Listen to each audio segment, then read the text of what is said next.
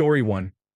It was coincidentally on my 30th birthday, and I was in Vietnam for a trip with my father. We spent all day in the countryside and returned to our hotel in Ho Chi Minh City later that afternoon.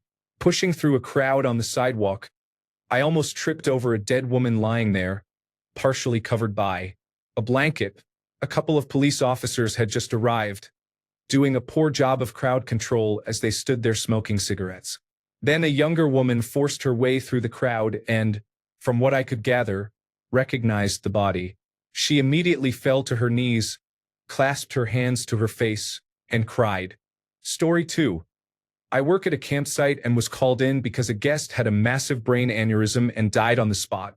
When I arrived, it was bustling with staff, police, ambulance personnel, and doctors. In the midst of it all, alone in a strange country and unable to understand the language or what was happening, sat his wife of 40 years, crying. She appeared so small and fragile. I went to her, introduced myself, and asked if I could hug her. She sat in my arms and cried. I cried because it was so sad. I spent the whole afternoon with her, translating, making phone calls, and just being there. It was a really hard day, but I was glad I could help her in these dark times. Thank you all for your kindness. I really appreciate it. Story 3. Winter. Snow in a cemetery in the United Kingdom. In the corner, a couple is building a snowman by a child's grave. Story 4. My father was in a stroke recovery center.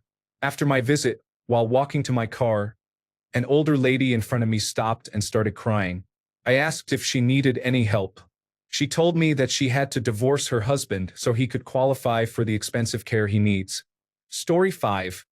Waiting in the veterinarian's office for my appointment for my healthy cat. An elderly man walks out of a room, clutching an empty collar and leash, sobbing his heart out. It shattered my heart. Story 6. I work in a restaurant and saw a pregnant woman check in at the hostess stand by herself, saying she was waiting for someone. She was seated, but her date never came, and it was her birthday. She was on the phone and started crying. My manager was kind enough to comp her entire meal. Story 7. I sold appliances at Lowe's for a while. A woman came in who did not speak any English, but her son was with her and translated. He told me their refrigerator had broken and all the food was going bad. They needed a new refrigerator but did not have a lot of money. The woman started crying, and I could tell she was ashamed. I put my arm around her and told her it was okay. We would figure out a way to get her a working refrigerator she could afford. I guided her to a quieter corner of the store and sat with her while I called every Lowe's store in the valley to see if they had any clearance refrigerators available for delivery as soon as possible. I finally found one she could afford, scheduled a delivery for the evening, and sent her on her way. She was still crying but smiled at me and said, "Gracias." Her son hugged me. I had to take a break and cry in the break room for a few minutes after the sale. It broke my heart, but I felt so happy I was able to help her. Story 8.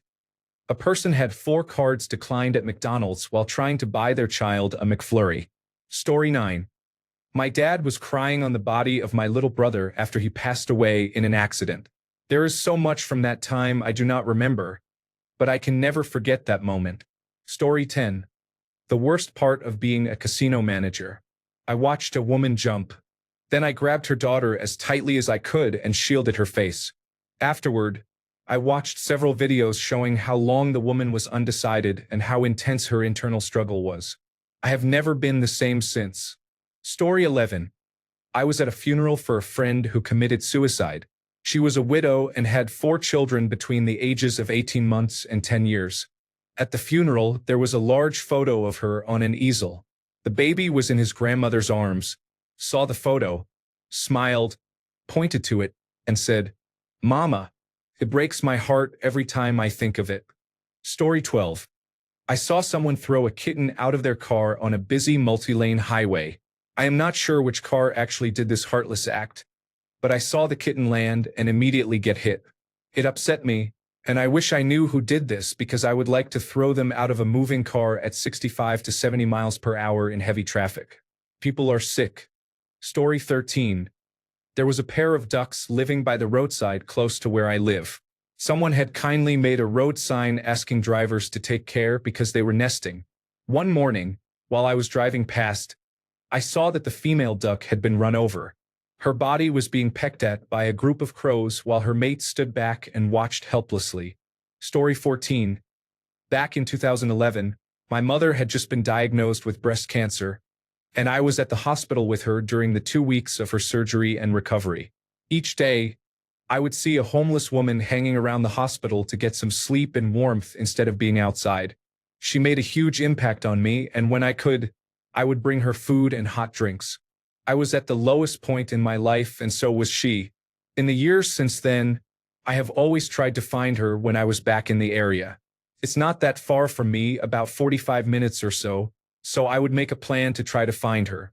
Sometimes over the years I did find her, but she did not recognize me, and I did not mention it. Even now, when I am back in that same hospital because my mother now has stage 4 cancer, I cannot stop thinking about her. She is always on my mind, even 13 years later. She is still in the same position, and I am back there again too. Story 15. I was in Publix in the morning. Saw an old lady walking around like a regular customer. I had to grab a missing item for dinner, and the same lady was there with the same things in her cart. She was having a dementia moment. She was in that store for 10 hours, and no one cared to notice. Hey, she might not be okay. Turns out she had a silver alert out for her. Her husband said, I woke up and the car was just gone. I think she was doing her daily routine from the past. The first thing she did in the morning was go grocery shopping. Even the firefighter who showed up got on his soapbox and announced, someone here had to know but didn't want to get involved. Shame on whoever you are. It's actually a criminal offense to ignore someone in distress when you are able to help them. Shame on you. Turns out she was diabetic as well and didn't eat or have insulin that entire time, which contributed more to her being lost and confused. I guess they were just going to wait until she collapsed on the floor or something. Story 16. I saw a man run across the road to catch a bus, only to be hit by a taxi. I remember the man on the ground, wailing in pain like some kind of animal, and the taxi driver getting out of his car, repeatedly saying, I didn't see him, while breaking down in tears, almost as if he was pleading with the people who came to help to believe he was innocent. My friend and I were both only 15 or 16 at the time. We wanted to help, but the adults around insisted we leave because we were just kids. So we walked on in silence to where we were going. We didn't speak until we arrived because we were both deeply shaken. I felt awful for that taxi driver for the rest of the day. Story 17. I went on a class trip to Washington, D.C. when I was in high school. We were at the crosswalk of a very busy street, and an older woman, probably in her 60s or 70s, and a girl about 10 to 12 years old were crossing the street toward us. The older woman motioned for the child to run ahead. Just as the child reached the sidewalk, the older woman was hit by a car. She went up in the air and fell flat on the ground, face first. The little girl turned, saw her on the ground, yelled out "Momo," and ran toward her. This happened over 20 years ago, and I will never forget it. Story 18. I saw a dog's body on the freeway. It looked like he had jumped off the bed of the truck. The other day, I saw someone with their dog on a flatbed pickup going 70 miles per hour with no leash. The poor dog was very scared. I called the police because that behavior is dangerous. I hope they found the owner and held him responsible. Story 19. Went to the veterinary clinic with our guinea pig. When we got out of the car, a girl and her mother were leaving the building with a pet carrier in her hands. She was crying and kept shouting, "It's not fair." I do not know what happened, but she looked absolutely devastated. Another time at a different veterinary clinic, I saw a girl in the waiting room with a small carrier. We started talking. He was her hedgehog. I do not remember what was wrong with him, but he seemed mostly fine. I tried to reassure her that it was probably going to be okay. She was called in, and about 15 minutes later, she left the examination room sobbing. She told me her hedgehog had cancer and did not have much time left. He had just hidden it well. Story 20. I am a school nurse, and I have had many students share their deepest secrets with me. But there is one student I will never forget. She was a 15-year-old girl who always looked happy. Every time I saw her in the hallways, she was smiling and laughing with her friends. As an experienced nurse, I know you should never judge a book by its cover, but there was something about her that was glowing. When she came to my office and told me she was being bullied and struggling with self-harm, I almost did not believe it. It was frightening how she could wear this mask and hide her true emotions. One moment I saw her laughing, and within minutes, she was crying her eyes out. I still feel bad when I think about it. Story 21. In Soho in New York City, lying directly on the ground against one of the luxury stores there, either Prada or Gucci, was a homeless boy who must have been in his early teenage years. He was face down on the sidewalk, sleeping. It was the dead of winter. He was very dirty and looked extremely cold. The contrast between such extreme poverty right beside absurd wealth was horrendous. Story 22. One of the saddest moments was in 1997 during Beanie Baby Day at Tropicana Field in St. Petersburg, Florida. There were long lines and it was roasting hot. A father got out of line and took his 8-year-old son down by a tree, slapping him cold-clocked right in the face like you would another man. I can still see it so clearly in my 11-year-old mind. The child looked broken and like he was used to it. I hope he is okay now. Such a terrible father. Story 23. I was waiting for a doctor in the emergency room. On the other side of the curtain was an older man, around 60 years old, and his wife. The man was yellow with jaundice, obviously very sick. A nurse entered their area and explained that the hospital had a 3-day alcohol detoxification program designed to get patients through the first few days of withdrawal. When the nurse left, the couple began discussing options. I distinctly heard the wife say, "I had to do it. It sucked, but I'm better off for it." Obviously talking about the detox program. The husband said he wouldn't do it and didn't need to. He then left the emergency room. The look on that woman's face absolutely crushed me. She loves her husband and doesn't want him to be sick and die. I hope he changed his mind. There is nothing worse than an alcoholic in their last days. Story 24. I saw a full-size golden retriever jump out of the window of a fast-moving sport utility vehicle onto the highway. It hit the ground and started spinning so fast it looked like a giant puffball. I decided to share this so someone who does this has the chance to prevent a tragedy. I am sure the family in the car was absolutely sure their dog would never jump out of a moving car. It is cute when dogs hang out windows until it is not. Story 25. An old friend of mine, my sister's boyfriend, and his friend were running after my old friend's dog that had gotten out. They lived across the street from me, and we live right next to a busy road. They were yelling for the dog and running as fast as possible to catch up to it. The dog made it to the busy road. I heard tires screeching, a yelp, yelling, and then watched as they carried the dog's body back to their house while they all cried. It all happened so quickly that I couldn't process it or try to help.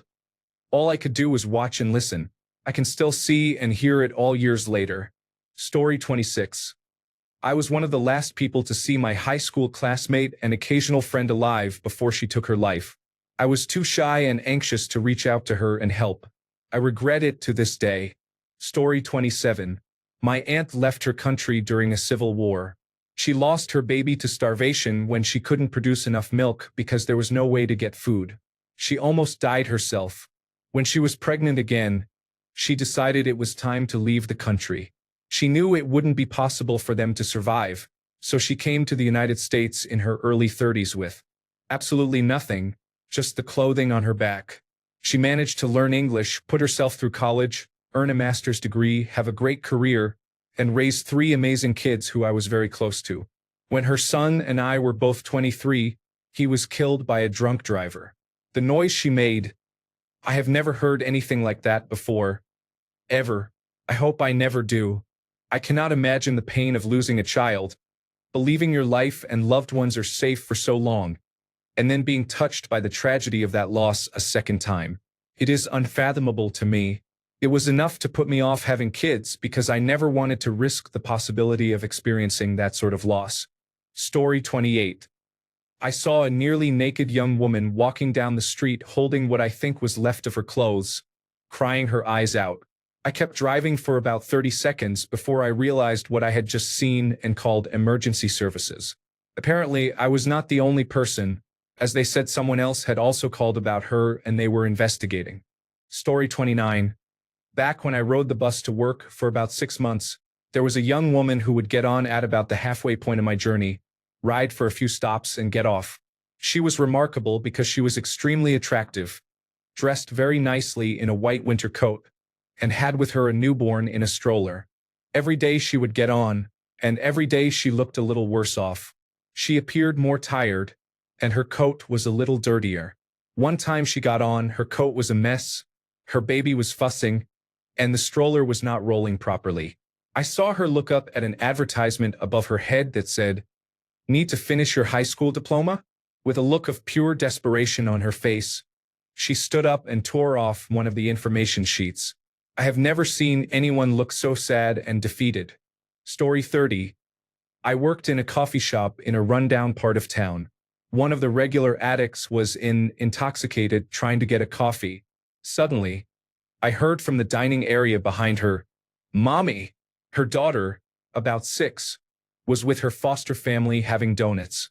She collapsed and broke down, hugging her baby. I guessed it had been a while. She pulled something from her bag and said, "I have something for you, baby." She was bawling by this point. The family the little girl was with had started packing up to leave. The mother cried and gave her another hug before she left, saying, "I love you, Mommy. See you soon." The pain in her wails as her daughter walked away destroyed my heart. Addiction is devastating. Story 31. On a ferry once, I saw a dad with 3 kids. The youngest was a toddler in a stroller. He bought one slice of pizza and cut it into pieces for them to share. He did not eat any himself. I still wish that I had offered to buy them something, but I was worried it would offend them. Secondly, I was only 12, so I did not really have any money of my own. Story 32. A few days ago, I was at a tourist attraction when a little boy asked his family if he could see some pumpkins. The mother then became angry at the boy and started spanking him, causing him to scream. When my family reached our car a few minutes later, we could still hear him screaming. All that spanking just for wanting to see some pumpkins. Story 33. I do not know why I thought it would be a good idea to read these comments. Story 34. A dog fell through an icy lake at a large city park, and the fire department did not arrive for 30 minutes. Everyone watched from the shore for 45 minutes because there was no safe way to reach the dog.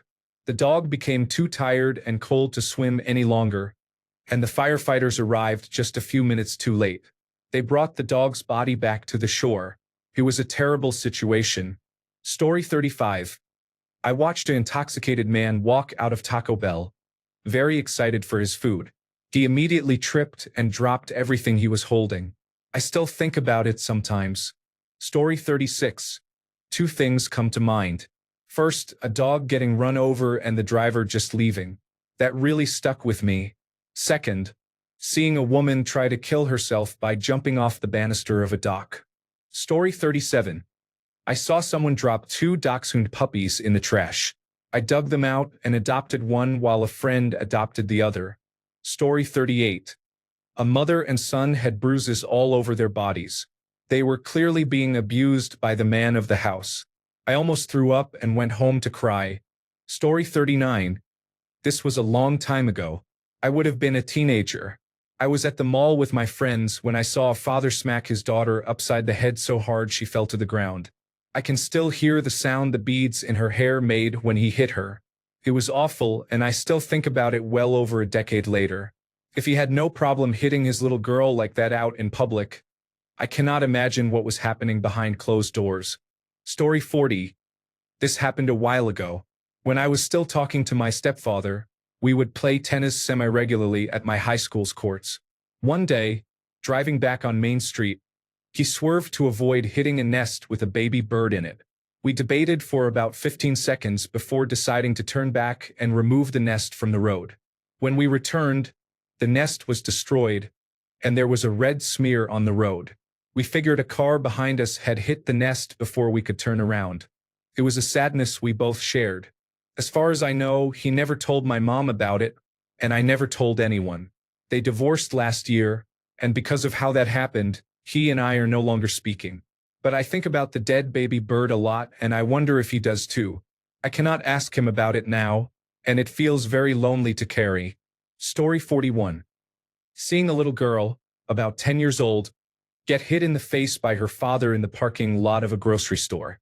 Of course, I called the police. I ran up to her and told the father to leave her alone. He drove off and left her in the parking lot with a total stranger. Me. Police and ambulance arrived and took her away. I hope she turned out okay and ended up with people who love her. I still think of her often. That was about 30 years ago in Dallas, Texas. Story 42. I was living in the Tenderloin district in San Francisco. I parked my car in a garage about a block and a half from my apartment. It was right across the street from the Glide Church in a very unsavory neighborhood.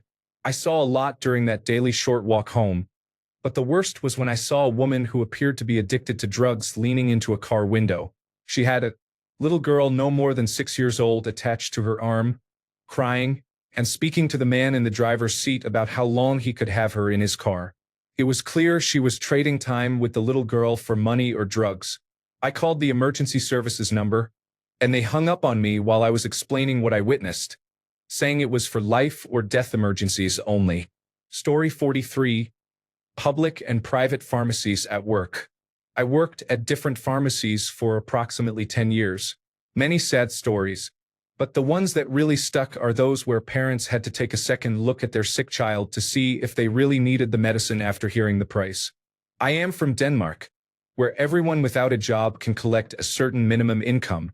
It is higher if you have children, and then you also receive subsidies and benefits for them. You also get reimbursed for your medicine. The more you need to spend, the more is reimbursed. For adults, the first approximately 140 euros you must pay 100% yourself, and after that you start getting 50% reimbursed. Then there is a next level and so on. For children under the age of 18, they start at 0 Danish kroner/euro and right at the start get 60% reimbursed. But still, parents struggle to pay. It is the children who are suffering. I can only imagine how it is in less fortunate countries. Story 44. My family was driving to another family member's house for Thanksgiving. It was a brief moment, but we drove past an elderly woman sobbing on the side of the road next to her parked car. She was trying to retrieve her cat's body from the road because the poor animal had been hit. My parents were busy arguing about the global positioning system, so they did not notice, and I was too timid to say anything. Story 45. I was at the airport watching a crying child about my son's age as his tearful mother put him on the plane. But mommy, I want to live with you. I really did not plan on crying in an airport on the way to a sales meeting. Story 46. I do not even know what happened exactly.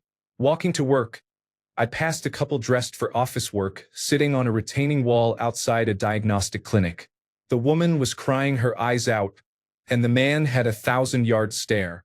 Seeing them made me decide to make some lifestyle changes because I did not want to be sitting on that wall. Story 47. Well, this thread affected me deeply today, but a reminder, we are all dealing with challenges. Story 48. A homeless man in Portland was pulled from the river near the Pearl District. He had left his bags and belongings at the water's edge. One of the officers reported that a large sign on the bags read, "Tell my mom I'm sorry." Story 49. Driving back from work, I saw a few vehicles parked on both shoulders in a 60-mile-per-hour area with residential streets on either side. No emergency vehicles were on the scene yet, but I slowed down and saw the following. A child's bike with the front wheel badly bent, then two adults performing compressions in the tall grass, and next to them, a man with both arms stretched up, pleading to the sky. I cried for a whole hour after this. I pass by that little girl's cross on the side of the road twice a day and always think of her and her parents. Story 50. I saw a deer that had been hit by a vehicle. It must have broken its back. It was lying on its stomach with its head upright by the side of the road. It seemed completely alert but could not move at all. Traffic was heavy, and the look of sheer terror in that deer's eyes as the cars rushed past will haunt me until I die. I had never seen anything look that frightened before. I was driving a delivery route at the time and did not return the same way, so I do not know what happened to it. I pray that someone stopped and put it out of its misery. That was 30 years ago, and it still crushes me every time it comes to mind. Story 51. I saw an elderly woman struggling to carry her items. She dropped some of them and I immediately wanted to help. I picked up one item and gave it back to her. She responded as if she was confused and possibly had dementia. Story 52. These are probably relatively minor compared to some things above. What I thought was sad is how it stays with you and carries on into adulthood. Some things never really leave you. I was in a pub having a meal with family members. Just across from us, there was a man, a woman, and 2 kids, no older than 10. The mother told the kids to say goodbye to their dad because he would not be living with them any longer. They just stood there as their dad walked away. I had been no older than 13 when I experienced something similar. It was devastating to see. Having watched my dad walk out, it really hit home. Your entire childhood changes completely. It brought back a lot of emotions. Another time, when I was working at McDonald's, a family was in the restaurant. There was a male and female couple with a few young kids. For some reason, the father completely lost control. Angry, abusive customers were not uncommon, but this was something else. There was swearing, threats of violence, and his order was thrown over the counter. This was all in front of his children. It was not uncommon for things to kick off there. Half the time, people did not really react and carried on as normal. However, this time the entire restaurant went silent. You could have heard a pin drop during peak evening hours. Anyway, he stormed out with his family and no food. My heart just broke for the kids. His anger would likely be taken out on them for the rest of the evening. I thought it was going to be a long night for them. They probably yearned for bedtime and going to school. Having been in that position at times, it is absolutely soul-destroying. Story 53. Back in my grade school days during dismissal, I would see a big 5th grader named Marty run and give his dad the biggest hug. I did not see this every day, but I saw it enough and was really intrigued by it. I was kind of jealous because my dad had never been the type to show that kind of love in public. Sometime later, the school announced that Marty's dad had passed away. Story 54. Every Christmas, my dad buys a new rose and puts it in my late sister's stocking. I hate the holidays. Story 55. Christmas Day in Toronto. Drove past a cemetery, and a man was sitting in a lawn chair beside a grave. Story 56. When I was a nanny, I saw a 2.5 to 3-year-old fall headfirst from the highest point of the older kid playground while her father was on his phone. I have never heard a scream like that. She will most likely have brain damage for life. Story 57. My dog is waiting at the bottom of my father's bed for him to come home. I wish I could explain to the dog that he did not leave but that he had died. Story 58. Ambulances leaving the scene of an accident where the cars were destroyed without lights and sirens. The only people walking around were in uniform. Story 59. A woman in her late 50s was crying uncontrollably while sitting at my coworker's desk next to her soon-to-be ex-husband to close their joint accounts. He sat beside her with a straight face, conducting business. He returned by the end of the week to open an account with his 20-something-year-old fiancée. Story 60. I used to work at a university laboratory located just behind the hospital. I would ride the bus home after work and often saw some of the same people. I remember one father and son who regularly rode the bus with me. The son was young, maybe in his early 20s, and looked very unwell. I guessed he was undergoing chemotherapy since the hospital was a cancer center, and he was bald and very thin. One night, while waiting for the bus together, the father was sobbing uncontrollably, while his sick son stood calmly with his hand on his father's back. Dying young is tragic, but the thought of having to comfort those you leave behind deeply affects me. The son looked tired and resigned to his fate, while the father would never recover. Story 61. I work in security. Last winter, on a very cold and rainy day, I came across an elderly homeless man named Thomas. Thomas told me he couldn't get up because he couldn't feel his legs. I contacted Sacramento Fire Department, and they gave him a ride to the hospital. Sacramento Fire Department left his belongings behind. It was all Thomas had. I put them in a nearby bike locker. About a week later, Thomas appeared at my site. He cried when I told him that I had his belongings. The sad part for me is that about 2 days after that, Thomas showed up again with a knife. It was still in the packaging, and it was a gift for me. I wanted to cry. Here is a man who has nothing. No home, no job, clothes full of holes and mud, and he was giving me a gift. I tried to tell him to return it for a refund, but he got angry and made me take it. I reluctantly did. Thomas hasn't been around since, but I hope he is well. Story 62. Ku Klux Klan rally in Danville, Virginia, Pittsylvania County, in 1986.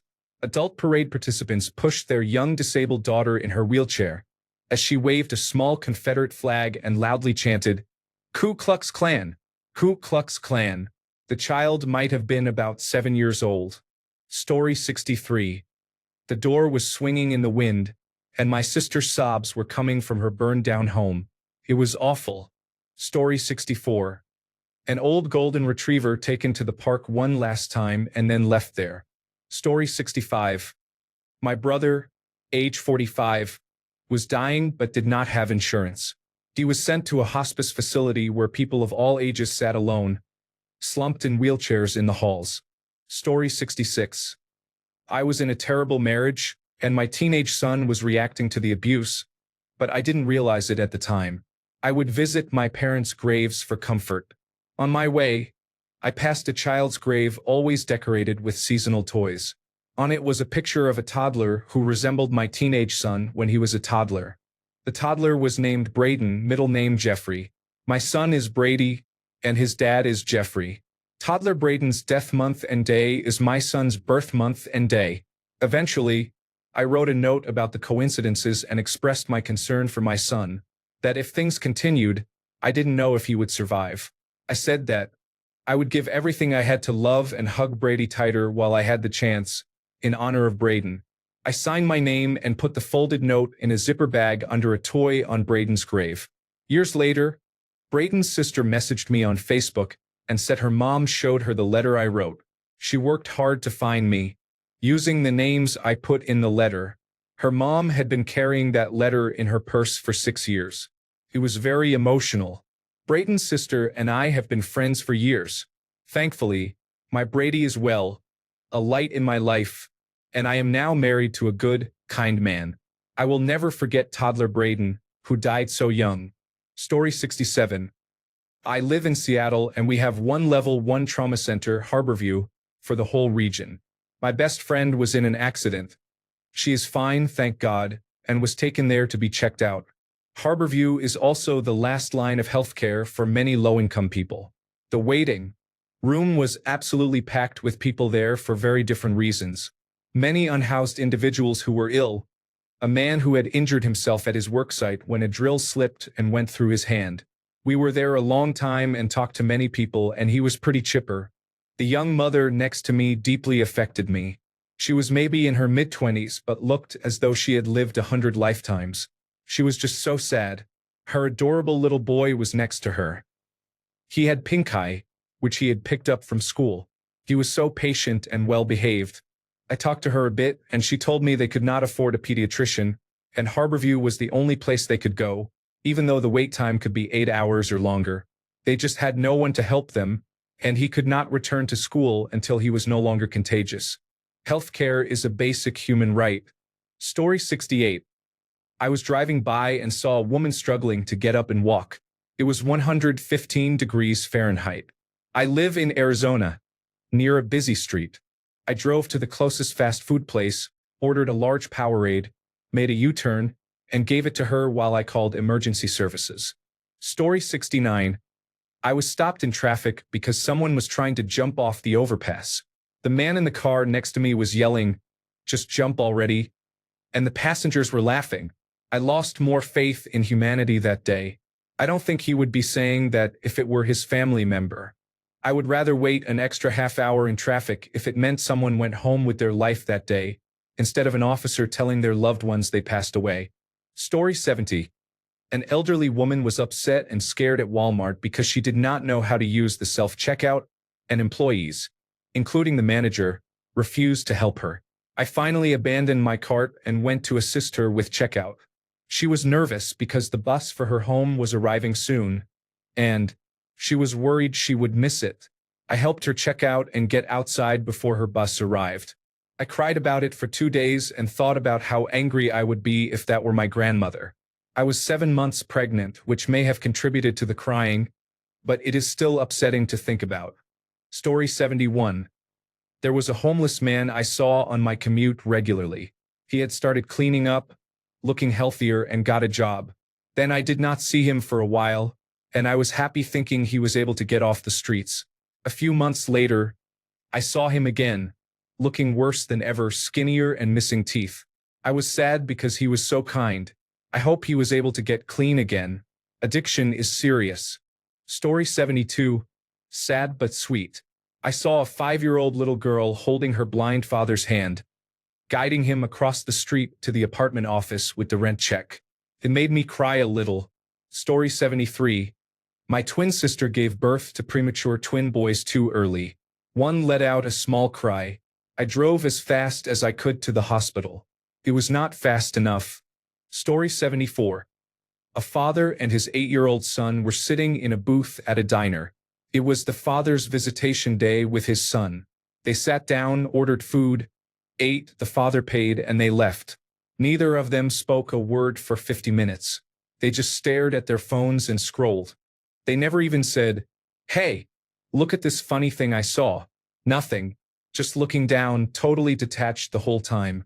It was very depressing. Story 75. People jumping from the World Trade Center to escape the fires. Never forget. Story 76. About 15 years ago, I was in China and saw a cyclist get absolutely T-boned by a semi-truck that ran a red light. The unfortunate man was dead before he hit the ground. It was brutal. Story 77. First on the scene of a domestic fight. I heard 2 loud bangs, which sounded like a metal structure being hit or falling, followed by a woman screaming. I ran across the street to render aid, and a woman came toward me holding a gun. She dropped the gun as if it were on fire. I threw my coat over the gun, picked it up, and removed it from the scene. She was yelling that he was going to take her son. I continued back to the house where the woman came from and found her husband lying on the driveway naked with 2 gunshot wounds. It looked like stabbing a pencil into a sheet of paper with no blood. I ran into the house looking for a child. Thankfully, he was not there. I grabbed pillows, sheets, and blankets and went back to the husband to render care. Another neighbor was right behind me and was already with the husband by the time I came back out of the house. He survived. Story 78. Visited Budapest as a teenager and saw a woman begging in the street holding a very sick child. I gave her all my coins and learned years later that some disgusting people actually drug small children to scam others. I don't know if this poor child was drugged. Story 79. I was leaving the hospital after a miscarriage and witnessed a domestic violence situation in the parking lot. I reported it and security intervened. It was a very upsetting day. Story 80. When I worked at Trader Joe's, a woman came in with a little girl. The little girl had an enormous rat's nest in her hair, very dirty pajamas, and an overall defeated demeanor. The woman was very well kept. The child just walked along looking at the ground, not speaking or doing anything children normally do. My heart broke for that child. I gave her a lollipop and a sticker, then alerted the store manager that something was wrong and they should note the woman's name. I was able to get the child's name and the woman's name from her debit card. I reported it to our state's Child Protective Services. Story 81. I worked at a bar and restaurant. Around 7 at night, I overheard this exchange. The child couldn't have been older than 5. "Mommy, please don't go in there, you're so mean."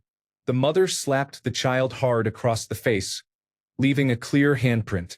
"I'm an adult, and I do what I want. I'm the parent. I wish I didn't have a useless worm for a son." The child started crying. The mother slapped the child even harder across the face again. I said, "Shut up, you worthless child." I should have aborted you when I found out I was having you. I called the police. The mother was taken away, and Child Protective Services got involved. I see him still a few months later. He is now happy with his grandmother and no longer getting hurt. Story 82. 2 animal deaths. A duck was trying to lead her babies across a busy highway. Most were already dead, and she was just helpless. It is a visual I will never get out of my head. Story 83. I was in Target once and I saw a father with his son who has autism. His son was having a meltdown, a severe one, and the father looked so tired and defeated. I felt terrible for both of them. This was years ago and I can still picture it. Story 84.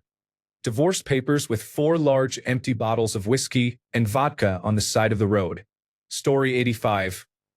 Children who look truly sad, and you can tell their parents create a very difficult environment, and they have to go home with them. Story 86. A car pulled into a church car park in front of me as I was crossing a road. The couple in the back had a small white coffin on their laps. It must have been more than 10 years ago, and I think about it every time I pass that corner. Story 87. A terrible accident occurred where a pedestrian tried to cross a highway with his friend. I guess he did not make it because his friend was sitting next to him, screaming and waving his arms, trying to get the cars to stop. I also saw that the man's leg was badly bent and there was blood everywhere. It was terrible. Story 88. Watched a father lose his son in a motorcycle accident. The son went off a jump and went over the handlebars, panicked and revved the engine the whole time in the air. So all eyes were on him, particularly his father's, as he landed on his head and broke his neck. His father ran to him screaming his name and started performing cardiopulmonary resuscitation for about 20 minutes, crying his son's name until the ambulance arrived. It has been over 20 years, and I can still hear that man's sobbing voice, begging his son to wake up. Story 89. I was driving with my dad a few years ago on Christmas Day to visit his girlfriend's family. While crossing a very busy bridge, we saw police trying to stop a woman from jumping off the bridge into the ocean below. She was sobbing as a man held her to prevent her from jumping. It shattered my heart, and what made it worse was everyone driving by with their phones up, recording or taking photos. I think about her a lot and hope she is doing well now. Story 90. We were at the veterinarian for vaccine updates for our kitten. A man came in with, I assume, his children, 2 younger boys. He had a fluffy gray cat wrapped in a blanket, cuddled up in his arms. We went in, got our girl her updated shots, and came back out to pay and leave. The man and 2 boys were there but had been joined by a 3rd child and a woman. Again, I assumed this was a family. They all had red eyes and no cat. I recognized the look too well, having just lost my sweet baby suddenly a month prior. I told my husband I had to step outside before I started openly weeping in the waiting area. My heart aches just typing this. Story 91. I managed a rehabilitation program for people who had lost their vision. We had a low vision clinic, and one day they called me to speak with a client. He had been an electrician his entire life. He had short-term disability insurance, savings, and more. He had done everything right. Then he lost his vision and could no longer work as an electrician. He had exhausted his disability insurance and savings. He still had not heard anything about his disability application and was 2 weeks away from being homeless. I called every resource I knew. Most of them he had already contacted, and they had waiting lists which he was already on. He did not qualify, or they just could not help him. This was a man who had worked his entire life. I remember walking away feeling like an absolute failure, that there was nothing more we could do to help him. He was just so defeated. I hate the lack of safety nets in this country. Story 92. My local cemetery has a children's area. Every time I go, I see all the birthday number balloons, toys, and teddy bears. Reading some of the dates of these short lives is very sad. Story 93. I saw a squirrel clearly hit by a car, still struggling to get out of the road. A 2-lane but busy street. I could see the terror in its little eyes. I stopped my car, turned on my hazard lights, and the car started honking at me. But I grabbed a shirt from my trunk and picked it up. I could see its intestines and knew it was going to die, which was heartbreaking. I put it in a bush, wrapped in the shirt. Sad that was all I could do as I was on my way to work. After I got back in the car, people actually waved and thanked me except the people who couldn't see what was happening, still honking furiously. Anyway, it was worse than seeing one dead. I'm still haunted by its little scared face. That whole day was terrible. Weirdly, one of the people a few cars back that I passed had my mom in it. At least she wasn't one of the ones honking. Story 94. In 2009, right in the thick of the Great Recession, many local factories either paused operations for an extended period or shut down entirely. Unemployment reached 15% in my city, and I felt fortunate to have a restaurant job. One day, while walking home, I saw a visibly panicked man in his mid-20s being detained by two plainclothes security officers, one on each arm, in a pharmacy parking lot. He was screaming loudly. I wondered why, then noticed a full duffel bag at his feet filled with baby formula. He was shouting, "The factory closed. Please let me go. I have children to feed." I quickly walked away and tried not to cry. Story 95. My dad had major surgery and was not expected to survive. I was anxious and scared, so I took a trip to the hospital to see him in recovery. As I walked in, a woman came running with two other ladies waiting at the hospital, and she screamed in the lobby, "He is burned everywhere," and "There is not a spot he is not burned on." The scream was heartbreaking. I had my own situation, but I still remember that scream. My dad was okay, and later I asked my mom about it. She said all the nurses were frantic and did not even touch the patient. They asked for a medical helicopter without even looking at him because it was so bad. They were all talking about it. He was a 4-year-old boy. My situation turned out great, so I prayed for that little boy. About 5 weeks later, the family was on the local news. The little boy grabbed boiling water and spilled it on himself. The boy did not have a single burn. His clothing protected him somehow. It was an absolute miracle. The nurses saw his clothes melted and were afraid to touch him, so they just airlifted him to a children's hospital without really looking. No one wanted to touch him, so they assumed he was burned, but he was not. I still remember his mom screaming, but I was so happy to see that outcome. Story 96. This is not as sad as other things here, but I feel a little sad when I see elderly shop owners sitting at their stores with almost no customers coming in. Story 97. The most humbling moment for me was about 10 years ago when I went to the Dollar Tree and looked at the steak they had there, which I think was less than $5. I wondered who would buy steak from the Dollar Tree. An older lady saw me looking at it and said, "It's actually pretty good," with her cart full of groceries. We fail our senior citizens as a society. They should not have to shop at the Dollar Tree for groceries. It is remarkable how that one sentence from a stranger changed my life. Story 98. A car in front of me hit a dog, and I had my partner pull over because the owner chasing him ran into the street. I remember the owner as someone I went to school with, and I asked her if she wanted us to call an emergency veterinarian. She was crying, and as she bent down to see him, he could barely move his head and wag his tail as he looked at her before he stopped moving. I have seen sad situations with people, of course, working with the public for years, but animal situations just affect me deeply. Story 99. I went to a large casino on the Gold Coast when I was younger. I knew about gambling addictions as it is in my family, and I wanted to understand why. What on earth was the draw? All I saw were rows of desperate people feeding $100 notes into the machines, just looking broken. Thanks a bunch for sticking around till the end of the video. Remember to subscribe, and until next time, stay awesome and goodbye.